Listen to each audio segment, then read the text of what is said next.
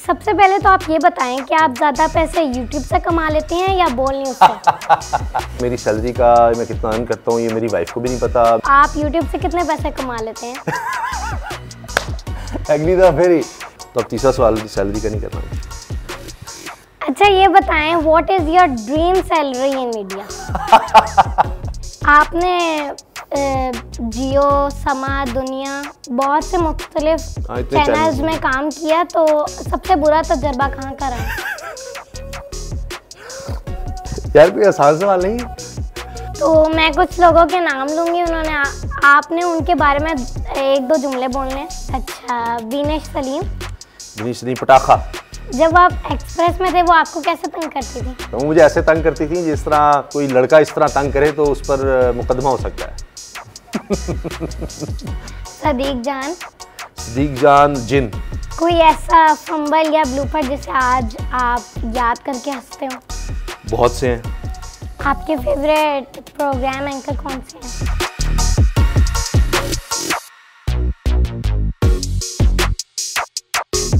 आज मैं मौजूद हूँ उसामा गाजी अंकल के घर में, उनका इंटरव्यू करने आई हूँ और ये उनका ज़बरदस्त घर है। मैं उनके लॉन में खड़ी हुई हूँ और आंधी आ रही है, चलें अंदर चलते हैं। मैं उनका घर भी दिखाऊंगी और उनका इंटरव्यू भी लूँगी। हेलो व्यूअर्स, आज मेरे साथ मौजूद हैं उसामा गाजी अंकल। इनका अपना यूट्यूब चैनल भी है और ये बोल न्यूज़ पे एंकर भी हैं। तो सबसे पहले थैंक यू कि आपने मुझे अपने घर में बुलाया। बहुत शुक्रिया, आप आई, मुझे बहुत अच्छा लग रहा है आपसे मिलकर।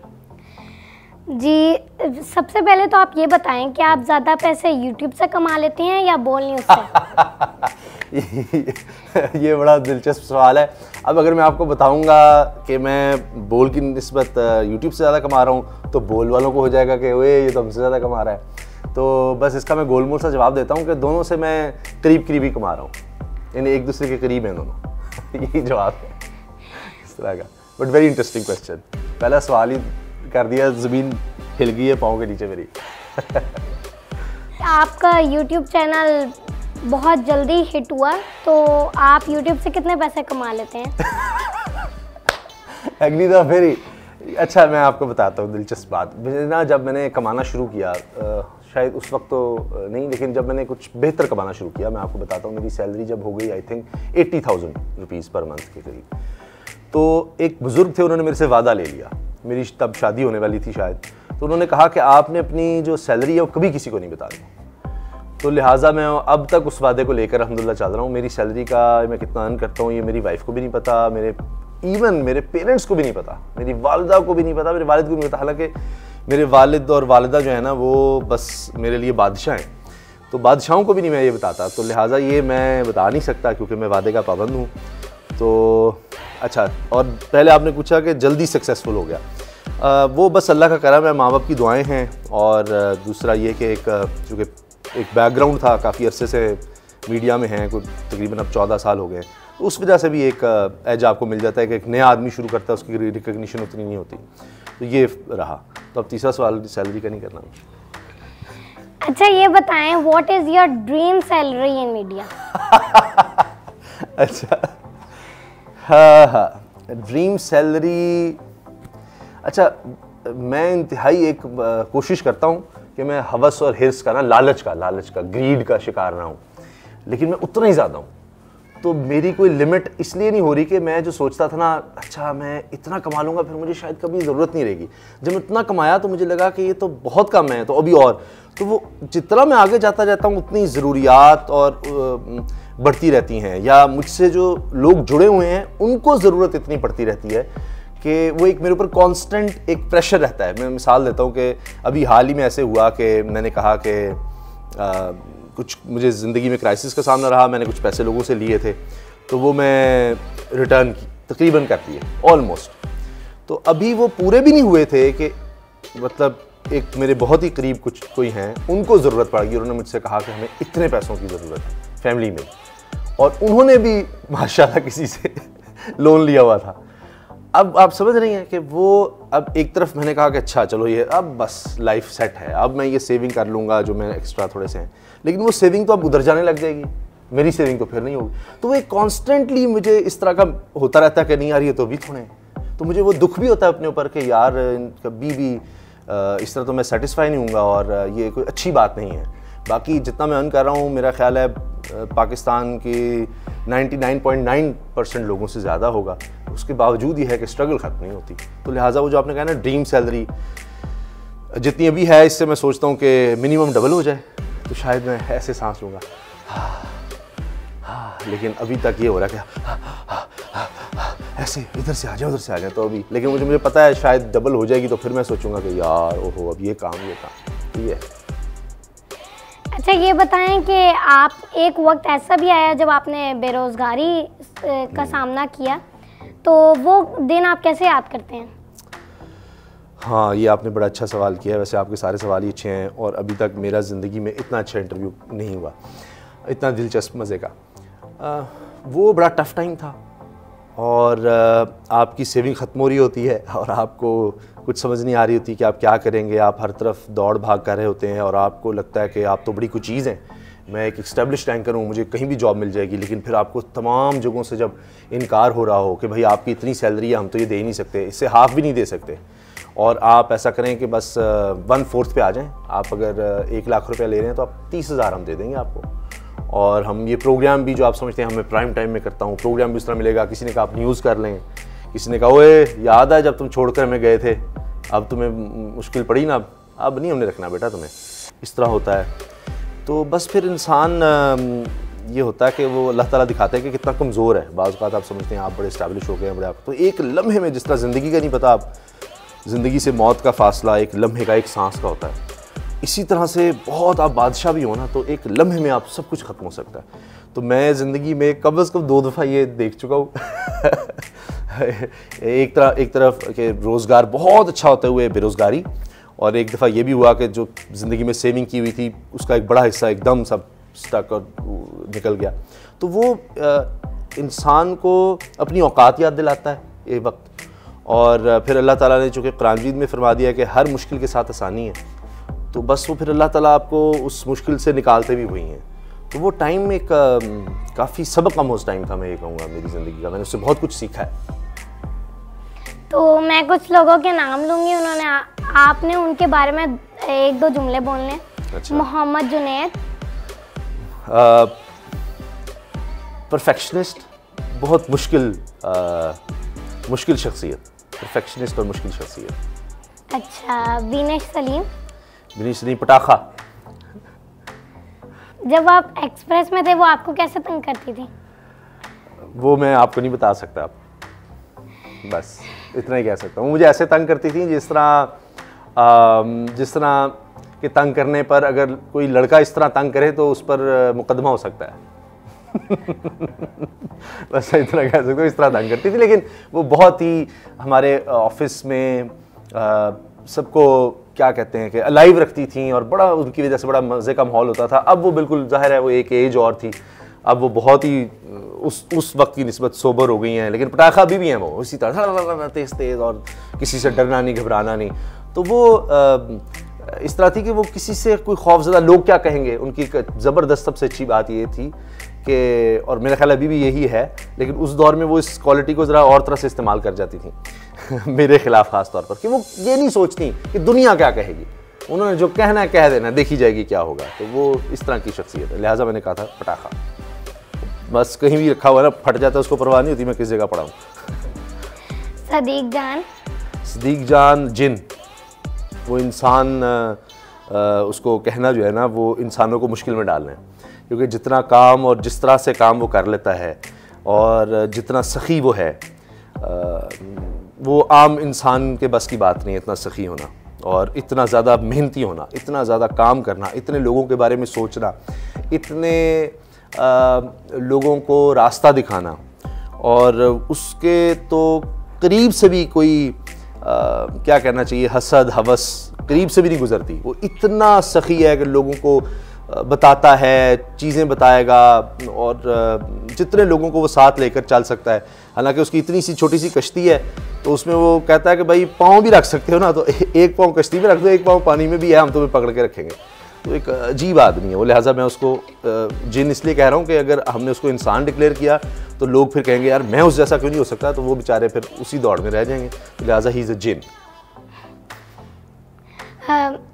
हुमा मीशा बहुत खूबसूरत इंसान, दिखने में तो बहुत खूबसूरत है ही, और मैंने जितने भी फीमेल एंकर्स के साथ काम किया है उनमें से मैंने उनसे अच्छी फीमेल एंकर बहसीत इंसान, इतना नरम दिल, और यानी पूरी शख्सियत उनकी खूबसूरत है, खूबसूरत दिखने में भी हैं, अंदर से भी बहुत खूबसूरत है, और बड़ी ज़बरदस्त कंपनी है। आप उनके साथ बैठेंगी ना, आपको लगेगा कि आप अपनी किसी सहेली के साथ बैठ गए कुछ ही देर के बाद, और आपकी एज की हैं वो, आपको ऐसे लगेगा। वो 14 साल 16 साल के दरमियान की एज है उनकी, ये समझदार हैं, लेकिन वो इतनी चुलबुलापन उनमें है, और वो हर किसी के साथ घुल मिल जाना और हर किसी का ख्याल, केयरिंग बहुत ज़्यादा है, बहुत ज़्यादा केयरिंग खातून है।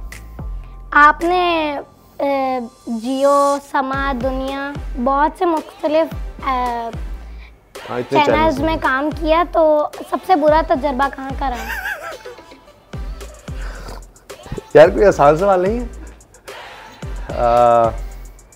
अच्छा, डिप्लोमेटिक नहीं, मेरा ख्याल है कि किसी भी जगह का तजर्बा बुरा नहीं है, और हर जगह से आपको कुछ ना कुछ सीखने को मिला। हर जगह अल्लाह ताला ने बड़ा करम किया, मैं बहुत नालायक आदमी हूँ, लेकिन उसके बावजूद मुझे हर जगह बड़ी इज़्ज़त मिली, बड़ा एहतराम मिला, और एक सीढ़ी बना हर चैनल कि मैं उससे बेहतर सैलरी वाइज और हर लिहाज से मैं उससे बेहतर होता चला गया। चाहे मैं एक वक्त था बिज़नेस प्लस से मैंने स्टार्ट किया था 2004 में, तो आप तो पैदा भी नहीं हुई थी तब। तो उसके बाद 2007-2008 में एक्सप्रेस आया, एक्सप्रेस के बाद मैं दुनिया गया तो बेहतर सैलरी पर गया, फिर दुनिया से समा उससे बेहतर, फिर बोल जियो, फिर जियो से फिर वापस बोल, तो यानी उसमें बेहतर सहूलियात के लिए अपने बेहतर मुस्तकबिल, यानी फैमिली के लिहाज से आप कहें तो बेहतर सोच के आगे जाते गए, तो हर जगह मुझे बहुत अच्छा ट्रीट किया गया, तो लिहाजा कहीं भी बुरा एक्सपीरियंस नहीं रहा। कोई ऐसा फंबल या ब्लूपर जिसे आज आप याद करके हंसते हो? बहुत से हैं। मैंने इस तरह एक दफ़ा टीवी पर कहना शुरू कर दिया कि मैं ये प्रोग्राम कर रहा था और मैं वहाँ खड़ा था चिड़ियाघर में, तो मैंने अपनी तरफ से बड़ा टीज़र देने की कोशिश, टीज़र ये कि जिस तरह आप और मैं नज़र आ रहे हैं कैमरे में, कैमरे के पीछे नज़र नहीं आ रहा, इधर उधर नहीं नज़र आ रहा, तो मैंने ये सोचा कि मैं सिर्फ नज़र आ रहा हूँ तो मैं ना लोगों की दिलचस्पी बढ़ाता हूँ। मैंने कहा जी अभी मैं जहाँ पर हूँ मेरे सामने मधु और मलका नहा रही हैं, तो वो शर्मा भी रही हैं, लेकिन मैं तो खड़ा हूँ, तो मैं उनको देख रहा हूँ, तो अभी थोड़ी देर में आपको भी दिखाऊँगा। दोनों हाथी हैं, फीमेल हाथी हैं, और वो मैं उनका तारुफ करवा रहा हूँ। तो तब तक जब तक मैं बोल रहा था तो इतनी एम्बैरेसमेंट लोगों को, देखने वालों को हो रही थी कि मैं क्या बोल रहा हूँ, कि दो मतलब फीमेल नाम ले रहा हूँ, कह रहा हूँ वो नहा रही हैं, मैं आपको दिखाऊंगा, मैं भी देख रहा हूँ, तो वो बड़ी एम्बैरेसमेंट हुई इस तरह से। और एक दफ़ा ईद की हम खबरें पढ़ रहे थे, तो मैंने लफ्ज़ था, मैं आपको पहले बताता हूँ हुआ क्या, कि मैं खबरें पढ़ रहा हूँ और मैं बता रहा हूँ कि अचानक एक गाय बेकाबू हो गई और उसकी ट्रैक्टर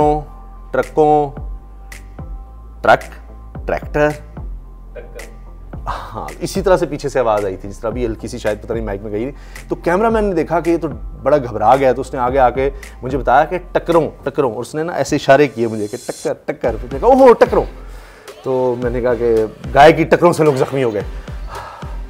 इस तरह हो चुका है। फिर इस तरह हो चुका है कि फिर जुनेद और एक हमारी बड़ी अच्छी कुलीग हैं, अब मेरा ख्याल है BBC के साथ हैं, तो वो भी वहाँ थी, और वो दोनों उस वक्त एंकर कर रहे थे। तो मैंने कोई गलत खबर पढ़ दी कि ऐसा नहीं हुआ, अपनी तरफ से इम्प्रोवाइज़ किया, वहाँ सही लिखा हुआ था, लेकिन मैंने कहा नहीं ऐसा नहीं हुआ, वो हुआ था। तो बड़ा सारे ला के उन्होंने दोनों मेरी तरफ देखा कि नहीं हुआ है। अच्छा, मैंने कहा मज़ीद तफसील आपको ब्रेक के बाद बताएंगे। वो ब्रेक ले ली, जब वापस आए फिर मैंने कहा कि अब मैं इतना कन्फ्यूज़ हो चुका था कि मैंने कहा कि मैं इसको सही करने की कोशिश करता हूँ। हालांकि उन्होंने मुझे दोनों ने कहा कि आपने अब छोड़ दें, ब्रेक हो गई है, अब इस पर मत जाइएगा। तो लेकिन मैंने कहा नहीं, मैं तो ठीक करूँगा इसको। बल्कि शाजिया कहती होती है कि इसको ये बीमारी है कि मैंने गलत को ठीक करना ही है, वो मैंने अब छोड़ दिया। वैसे शाजिया हमारी एक और बड़ी अच्छी कुलीग है, 92 चैनल पर ही बड़ा अच्छा शो करती हैं, नाइट एडिशन के नाम से। तो उन्होंने अच्छा, उन्होंने मुझे कहा अब ना बोलना, बस ब्रेक हो गई है, 5 मिनट बाद आ रहे हैं, अब किसी को याद है। लेकिन मैं जैसे मैंने कहा जैसा मैं आपको पहले बता रहा था ऐसा नहीं हुआ। उन दोनों ने सर पकड़ लिया कि इसलिए क्या किया। तो इस तरह के बहुत से वाक़यात हैं, जब आप करते रहते हैं तो वो गलतियाँ होती हैं, लेकिन वो आपको स्ट्रॉन्ग बनाती हैं। आप सबसे अच्छा न्यूज़ एंकर किसे समझते हैं? जुनैद बहुत अच्छा है, जुनैद अच्छा है। अच्छा, अब और जो बहुत अच्छे थे वो अब न्यूज़ एंकर रहे नहीं, तो इसलिए अभी आई थिंक जुनैद बहुत अच्छा है, और I think he is the best right now. तो चूँकि बाकी जो लोग हैं वो अब यंग हैं, तो इसलिए मैं उनको इतना ज़्यादा, या जिनके साथ मैंने काम नहीं किया ना, जिनके साथ काम किया हुआ है उनमें अब जो न्यूज़ एंकर्स हैं उनमें ही इज़ द बेस्ट। बाकी सब भी अच्छे हैं, जो क्योंकि इतना कंपटीशन है कि अब जितने भी टेलीविज़न चैनल्स हैं ना, जो बड़े चैनल्स हैं, उनमें जितने भी न्यूज़ एंकर्स आ रहे हैं वो मेरी नज़र में सभी बहुत अच्छे हैं, सभी बहुत अच्छे हैं। यंग जो आ रहे हैं ख़ास तौर पर, हमारे दौर में इतना कंपटीशन नहीं था, अब तो बहुत कंपटीशन है और वो हमसे बेहतर हैं, तो लिहाजा सभी बहुत अच्छे हैं। आपके फेवरेट प्रोग्राम एंकर कौन सा है? अच्छा, सारे ही मेरे फेवरेट हैं। उसकी वजह यह है कि हर किसी में अपनी अपनी क्वालिटी होती है। जिस तरह मैं मिसाल देता हूँ, वसीम बदामी हैं, उनकी मुझे ये क्वालिटी बहुत अच्छी लगती है कि वो हर काम कर लेते हैं। मिसाल के तौर पर शायद ही उनके अलावा कोई और होगा जो इकोनॉमी भी जानता है। इकोनॉमी के शोबिज़ भी वो शुरू में कर चुके हैं और अब भी बहुत अच्छे कर लेते हैं, उनको इकोनॉमी का पता है। स्पोर्ट्स के वो करते हैं, रिलीजियस का आप देखते ही होंगे, रिलीजियस शोज़ भी करते हैं रमज़ान में वसीम बदामी। जो करंट अफेयर्स है वो तो करते ही करते हैं। इस तरह से आप वसीम बदामी से जो मर्ज़ी करवा लें, तो और वो ना सिर्फ ये कि वो करते हैं, बहुत अच्छा करते हैं। आपको किसी और एक्सपर्ट की उसमें बुलाने की आपको ज़रूरत नहीं पड़ेगी। तो बड़ा कैजुअल अंदाज़ है, कॉन्फिडेंट हैं, बहुत अच्छे हैं। इस तरह काशिफ अब्बासी साहब हैं, रिपोर्टिंग से आए, वो बहुत अच्छे हैं। इसके अलावा नदीम मलिक साहब एज अ पर्सन, समा के जो हैं एंकर सीनियर, बहैसियत इंसान इंतहाई नेक आदमी हैं। और कामरान शाहिद दुनिया पर होते हैं, वो उनका यानी उन्होंने उनके हाथ में होता है रिमोट, वो जब चाहते हैं डिबेट को ना, कमाल उनके पास ये फ़न है कि इतना रिलैक्स रहते हुए वो कैजुअल होते हैं, और वो डिबेट इतनी ख़तरनाक करवा देते हैं, एकदम माहौल गर्म करवा देते हैं। तो इस तरह से सब लोग, मैं किस किस का नाम लूँ, जितने भी हैं ना, सभी से मैं कुछ ना कुछ देखता हूँ और सीखने की कोशिश करता हूँ, तो लिहाजा they are all very good. Thank you very much, आपसे मिलकर बहुत खुशी हुई। और मुझे आपसे मिलकर बहुत खुशी हुई, और अल्लाह ताला आपको हमेशा खुश रखें और आपको आपके वालिद और वालिदा के लिए आंखों की ठंडक बनाए रखें, और आप इसी तरह चमकती दमकती रहें और आपकी चमक में और इजाफा होता रहे। Thank you.